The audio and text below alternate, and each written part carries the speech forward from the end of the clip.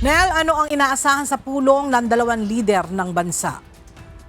Sela ang pagpapatibay pa ng relasyon ng Pilipinas at Paraguay ang sentro ng pulong ni na Pangulong Ferdinand Marcos Jr. at Paraguay President Santiago Peña Palacios. Partikular na ang kooperasyon ng dalawang bansa sa iba't ibang larangan.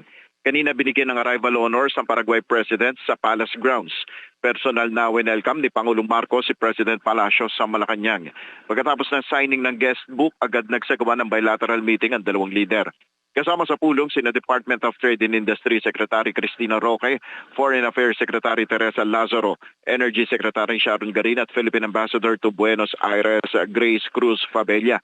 Kasama rin ang kanilang counterparts mula sa Paraguay. Abangan natin mamaya kung ano ang mga mapagkakasunduan sa pulong at ang joint statement ng dalawang lider. Si President Palacios ang kauna-unahang Paraguayan Chief Executive na bumisita sa Pilipinas mula ng matatagang diplomatic relations ng dalawang bansa noong December 12, 1962. Yan muna ang ating update. Balik sa Wela.